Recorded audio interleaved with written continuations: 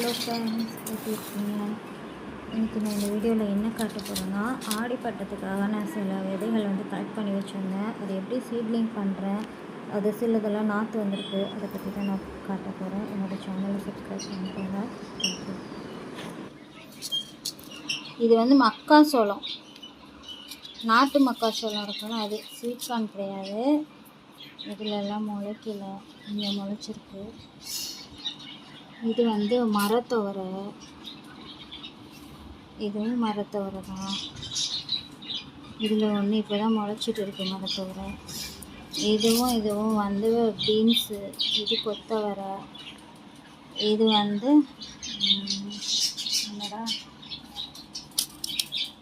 வெள்ளரிக்காய், இது வெள்ளரிக்காய். இதெல்லாம் இந்த ஆடிப்பட்டத்துக்காக ரெடி பண்ணிட்டுருக்கோம். அப்புறம் இதிலெல்லாம் போடுறதுக்காக விதையெல்லாம் ரெடி பண்ணி வச்சுருக்கேன்.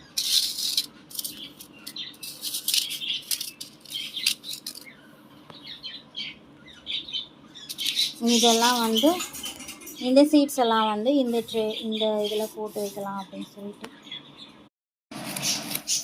நெய் மிளகா போடுறேன்.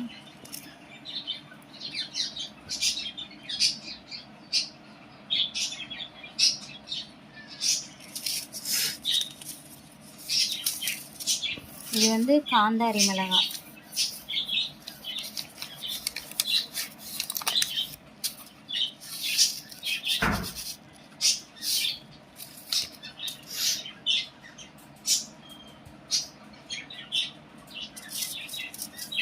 கத்திரிக்காய் நீட்டமாக இருக்குல்ல அது.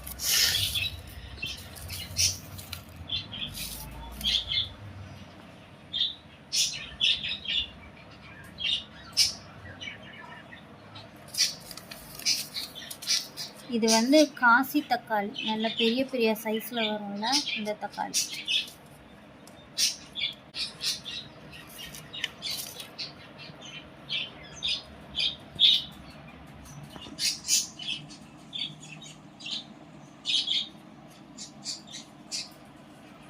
அப்புறம் இது நாட்டு புளிச்ச கீரை விதை. இது கடைசியில் போட்டுருக்கோம். இது சும்மா தரையில் போட்டாலே வந்துடும் சொல்லுவாங்க. பட் நான் இதில் போடுறேன்.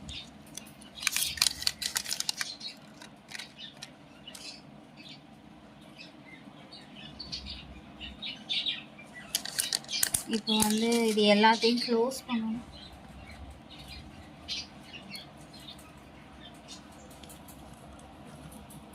இது நான் கொக்கோ பீட் தான் ஆல்ரெடி ஈரம் பண்ணி வச்சுருக்கேன் நினச்சி. ரொம்ப அழுத்தாமல் லைட்டாக.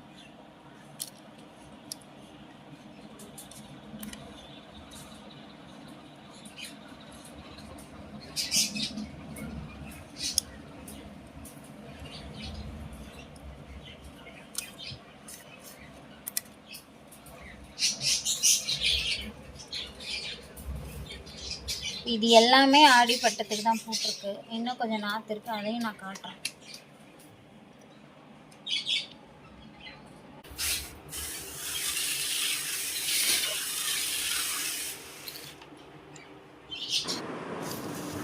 புடலங்காய் கொடியோட நாற்று ஆல்ரெடி போட்டு வச்சிச்சு. இது மார்னிங் க்ளோரி ஃப்ளவர் வரும்ல, அந்த சீட்ஸு அதுவும் நாற்றாயிடுச்சு. இது கோழி அவரை, இன்னும் கொஞ்சம் பெருசானா மாற்றி வச்சுருவேன். பூத்தொட்டிலேயே அங்கங்கே கொஞ்சம் வச்சுட்டேன். இது காலிஃப்ளவர் நிறையா போட்டேன், ரெண்டு நாற்று தான் முடிச்சேன். இது மணத்தக்காளி கீரை விதை, குட்டி குட்டியாக இருக்கிறாங்க. இது அந்த சொரக்காய், குடுவை சொரை, முளைக்கீரை. இது என்னோடய சேனல் சப்ஸ்கிரைப் பண்ணுங்கள், சப்போர்ட் பண்ணுங்கள். தேங்க்யூ.